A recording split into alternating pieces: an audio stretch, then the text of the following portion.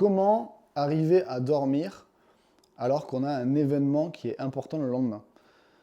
Euh, C'est-à-dire comment on fait pour arriver à s'endormir malgré l'anticipation. C'est une question que je me pose parce que, bon, pour ceux qui ont vu les vidéos précédentes, et je ne sais pas si vous les avez vues parce que YouTube, je ne sais pas comment ça marche, mais je présentais la méthode CBTI, du coup, qui permet de se réapproprier son rythme circadien, réinstaller des signaux de fatigue et des signaux de réveil naturels. Ça marche très bien, pour l'instant ça fait que 7-8 jours que je le fais, mais après 15 ans d'insomnie, j'ai jamais eu autant de paix et de tranquillité par rapport au fait d'aller me coucher. Et c'est vraiment un énorme progrès. Mais là, il se trouve qu'aujourd'hui, j'ai une journée qui est très importante pour moi en tout cas, et ça fait que hier, j'étais pas tranquille en me couchant, j'étais fatigué, très fatigué, je bâillais, etc., mais j'avais quand même de l'anticipation. Et ce matin, donc, j'ai eu du mal à m'endormir, hier soir, et ce matin, quand je me suis réveillé aux alentours de 5 heures, eh ben, j'ai pas réussi à me rendormir. Donc au lieu des 8 heures que j'espérais avoir, eh ben, j'en ai eu que 6 et quelques. Ce qui est déjà pas mal en soi, mais j'aurais préféré avoir un peu plus. Donc la question c'est comment on fait pour arriver à dormir quand on a un événement qui est important le lendemain. Et ce que je vais utiliser c'est un parallèle avec les athlètes. C'est-à-dire que pour vous c'est peut-être par exemple, alors ça peut être une compétition évidemment, mais ça peut être une réunion importante, ça peut être un repas de famille peut-être qui vous stresse, ça peut être un entretien d'embauche, je sais pas. Ça peut être simplement le fait de devoir se réveiller très tôt, et du coup, vous avez l'anticipation, vous avez peur, du coup, vous vous endormez tard. Comment font les athlètes, en fait, quand ils ont des matchs qui vont, par exemple, mettre fin à leur carrière? Imaginons qu'ils ont un combat pour un combattant qui est, soit ils gagnent, et alors là, c'est une vie de bonheur et de réussite, et voilà, soit ils perdent, et alors là, c'est la descente aux enfers. Comment ils font pour dormir la nuit d'avant? Et en fait, c'est un phénomène qui est étudié, ça, et la vérité, c'est que énormément d'entre eux ne dorment pas. Parce qu'ils ont tellement de stress et d'anxiété que c'est impossible de réguler et de vraiment se calmer. Et donc, soit ils dorment très très peu, quelques heures, soit ils dorment carrément pas. Alors, comment ils font pour arriver sur le terrain et quand même arriver à performer dans cet état-là? Et c'est un truc qui est observé. On peut accumuler du sommeil.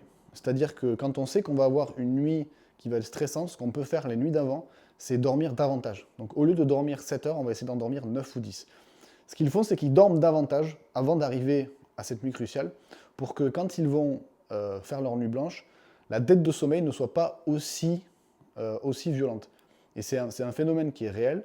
Effectivement, la dette de sommeil est moins brutale quand on a déjà du sommeil accumulé. Ça veut dire qu'on peut comme accumuler une banque de sommeil en fait. Si je vous dis ça, c'est pas pour que vous vous forciez à dormir 10 heures la nuit d'avant et que vous vous stressiez justement à dormir encore plus, déjà si c'est compliqué à la base. C'est pas pour que vous fassiez ça sous prétexte qu'il y a une réunion importante qui va arriver en fin de semaine. Si je vous dis ça, c'est parce que il faut que vous vous rappeliez que même les gens qui ont des attentes et des événements gigantesques, comme les athlètes de haut niveau, même eux ont les mêmes problèmes que vous. Même eux n'arrivent pas à contrôler leur sommeil au point que c'est évident, quoi. Ça veut dire que quand vous avez de l'anticipation, il ne faut pas forcément essayer de définir cette nuit-là comme la nuit où il faut dormir. Parce que probablement que vous n'allez pas bien dormir. Et accepter ça, c'est déjà faire la paix avec le fait que une nuit qui n'est pas parfaite, ça ne veut pas dire que vous ne savez pas dormir. C'est juste une nuit humaine. C'est juste une nuit qui a peut-être un peu plus d'importance, mais qui en soi ne change rien à la continuité. Moi, ce que je me mets comme mindset ce matin-là, pour ma journée de surf, c'est que je me dis, combien de fois dans ma vie je suis arrivé explosé au travail à cause d'une nuit blanche, et j'ai quand même performé. Et j'ai quand même réussi à faire ce que je voulais faire. À chaque fois. Il n'y a pas une fois où mon manque de sommeil a bousillé ma journée. À chaque fois, je me suis démerdé pour y arriver. Et cette journée-là n'est pas différente des autres. C'est-à-dire qu'effectivement, je vais accumuler de la fatigue, je ne vais pas être à 100%, mais c'est rare d'être à 100%. Quand tout est aligné, c'est très rare. Et je pense qu'en tant qu'insomniaque, vous le savez, vous êtes capable de faire des choses, même dans cet état-là. Alors évidemment, on préférerait avoir 100%, mais je pense aussi que les athlètes préféreraient avoir 100% quand ils arrivent sur le terrain. Mais c'est pas réaliste, en fait. Donc, si vous avez la possibilité de le faire, évidemment, dormir un peu plus la nuit d'avant, ça peut vous sauver. Mais surtout, ne pas déduire que parce qu'on n'a pas bien dormi sur une nuit, parce qu'il y a une anticipation, on ne sait pas dormir, ou la méthode ne marche pas, ou on est dysfonctionnel, parce qu'en réalité, c'est comme ça pour tout le monde. Et je vais même aller un peu plus loin que ça. C'est pas normal d'avoir de l'anticipation en soi, mais c'est notre société, c'est notre monde qui nous l'impose. Dans la loi de la nature, on est censé dormir pour récupérer, mais on n'est pas censé avoir des prévisions le lendemain.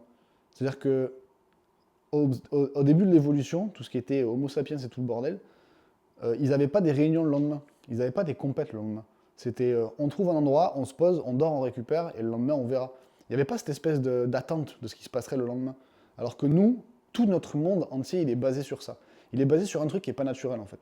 Donc espérer qu'on réagisse super bien à un truc qui n'est pas nécessairement naturel, c'est un peu irréaliste aussi. Donc on peut se lâcher la grappe sur ça et se dire qu'effectivement, si on ne dort pas bien, c'est pas nécessairement de notre faute. C'est juste que le système n'est pas forcément optimisé pour ça. Donc voilà, moi je sais que j'aurais préféré dormir un peu plus cette nuit-là. J'ai quand même pas si mal dormi, 6 heures et quelques c'est déjà bien, comparé à une nuit que j'aurais pu faire de 4 heures qui m'aurait vraiment niqué ma journée. Et je sais que potentiellement, je dormirai peut-être un peu mieux la nuit d'après. Ce qui n'est pas le cas, parce que la nuit d'après, je dois prendre la voiture, puis après je prends un avion, et puis après je vais voir un concert, puis je reprends un avion. Donc les 4 prochains jours, ça va être le chaos, je vais être explosé probablement, et je le sais. Mais ce que je me dis, c'est que je me projette en fait sur les jours d'après, et je vais réintégrer ma routine comme si rien ne s'était passé. Je vais me recoucher à mes horaires réguliers, je vais recommencer cette routine-là, et ça va probablement se réaligner.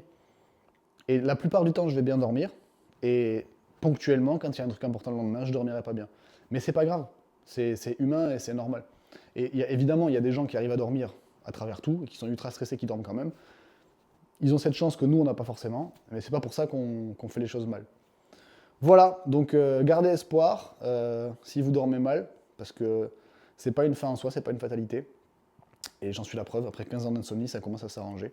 Par contre, ne croyez pas que ça va arranger votre gueule du jour au lendemain, parce que toujours une gueule de zombie. Mais bon, on fait une chose à la fois. Allez, bonne journée.